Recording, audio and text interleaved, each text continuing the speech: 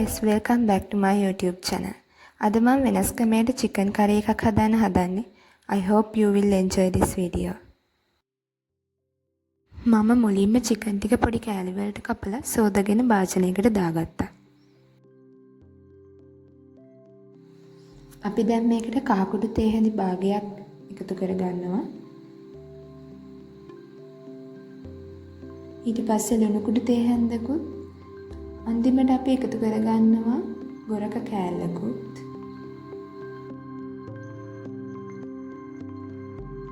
ඊට පස්සේ මිරිස් කුඩු තේ හැඳකුත් අපි එකතු කරගන්නවා. දැන් අපි ලුණු මිරිස් කුඩු උරන්න චිකන් එක හොඳට අතකා ගන්න ඕනේ.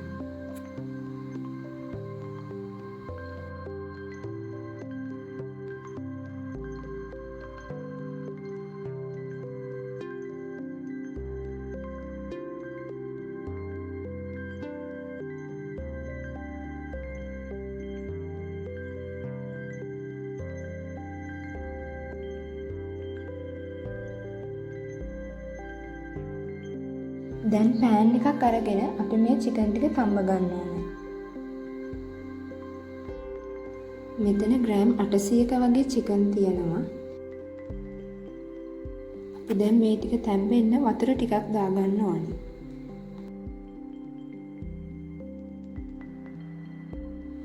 මම වතුර කෝප්පයක් විතර එකතු කරගත්තා.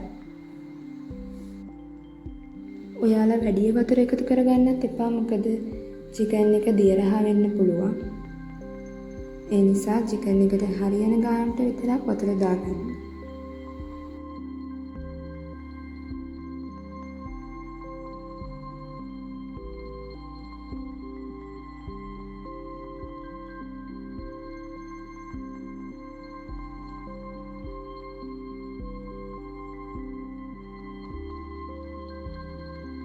ඔයාලා විනාඩි 10ක් විතර මීඩියම් හීට් එකේ මේ විදිහට තියාගෙන ඉන්න.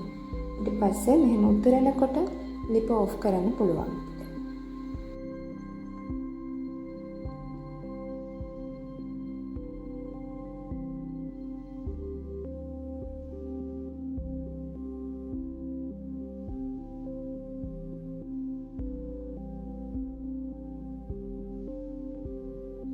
දැන් අපි මේ චිකන් ටික ගැඹුරු තෙලේ බෙද ගන්න ඕනේ. ඒ නිසා තාච්චියකට තෙල් ටිකක් දාලා රත් වෙනකන් ඉන්න ඕනේ. ඊට පස්සේ රත් වුණාම චිකන් ටික දාන්න ඕනේ හිමීට.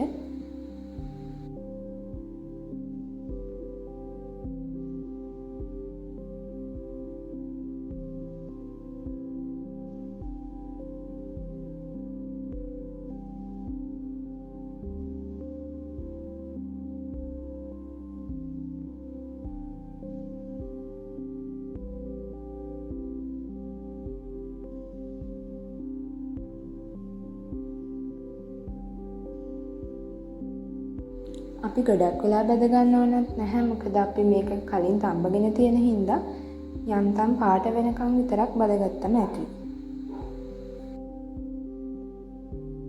මේ පාට වෙනකන් විතරක් බදගත්තම ඇති. දැන් මම බා ගන්න හදන්නේ මේක ලිපෙන් විදියට.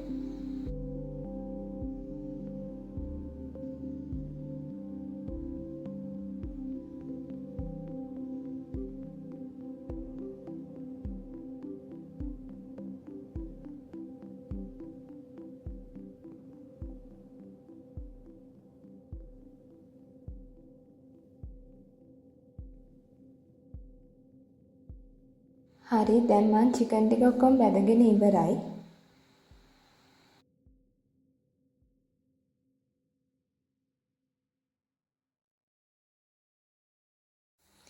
අපි දැන් චිකන් කරි එක හදන්න හදන්නේ. ඒ නිසා පෑන් එකට තෙල් මේස හැඳි 3ක් විතර දාන ගන්න ඕන.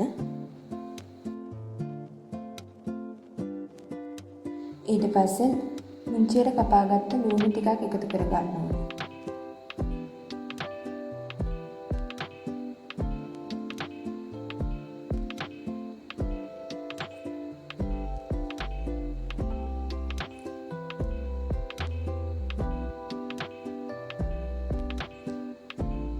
ඊට පස්සේ ඒක බැදීගෙන එනකොට ඉඟුරු සුදු ලුණු තලාගත්ත ටික දාගෙන ඊට පස්සේ අපි දාගන්නවා කරපිංචා රම්පෙ ටිකක්.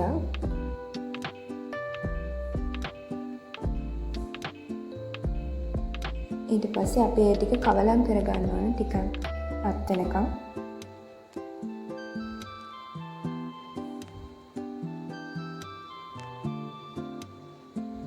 ඊට පස්සේ අපි දානවා අමු මිරිස් කරලා. මේ වගේම එනසල් තියෙනවා ඒ ටිකක් දානවා. ඊට පස්සේ ගොරක කෑල්ලකුත් ආයෙ එකතු කරනවා.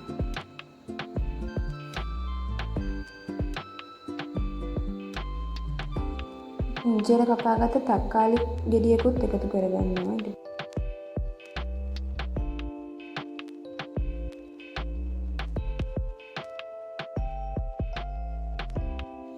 ඊට පස්සේ අපි මේක ටිකක් රන් පැහැ වෙනකන් කවලම් කරගන්න ඕන.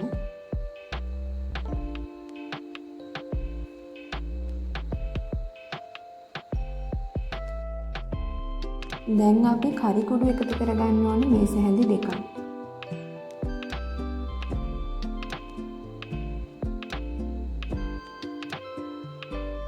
ඒ ටික දාගෙන කවලම් කරලා බලා ගන්නවා අපේ කරි එකේ පාට කොහොමද කියලා.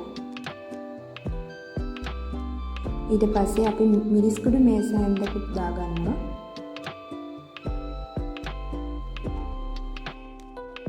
ගම් මිරිස් කුඩු මේස හැන්ද දෙකකුත් දාගන්නවා. ඔයාලා වැඩි සැරකන්න නැත්නම් අඩුවෙන් දාලා හදාගන්න පුළුවන්.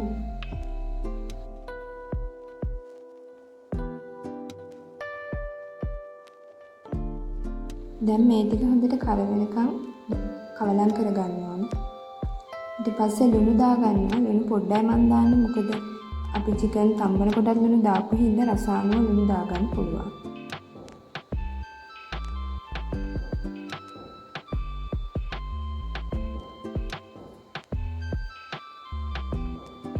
ඊට පස්සේ මම තෙල් පොඩ්ඩක් එකතු කරනවා මේස හැන්දක් විතර. මොකද අපේ මේ ටික කර වෙන්න ඉඩ තියෙනවා. ඒ නිසා තෙල් දැම්මම ඒ ටික හරියනවා. තෙල් ටිකක් දාගෙන මම පොඩ්ඩක් කවලම් කරගන්නවා.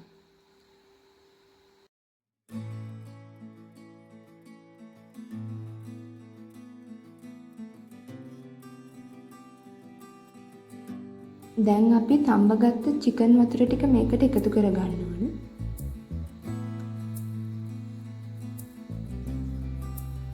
හොදි ටිකක් වැඩිපුර ඕන නම් වතුර තව කෝප්පයක් විතර එකතු කරගන්න පුළුවන්.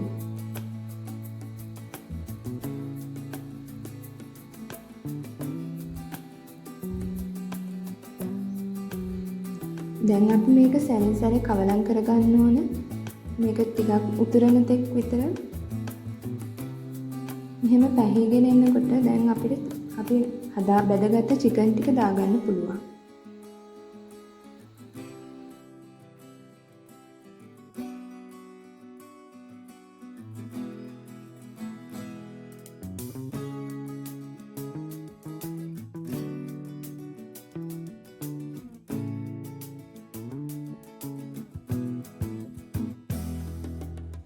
දැන් අපි දාගත්ත චිකන් ටික විනාඩි 10ක් විතර මදගින්න තියාගන්න ඕනේ.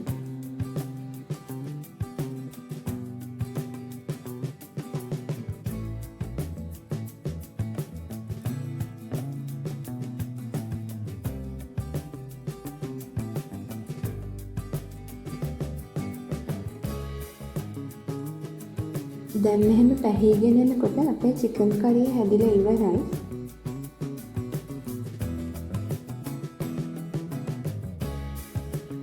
දැන් අපේ චිකන් කරි එක හදලා ඉවරයි. ඔයාලත් මේ විදිහට චිකන් කරි එක හදලා try කරලා බලන්න.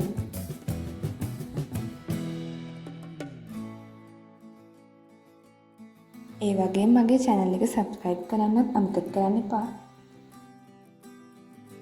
ආයෙත් ලස්සන වීඩියෝ එකකින් හම්බ වෙනකන් ගිහින් එන්නම්.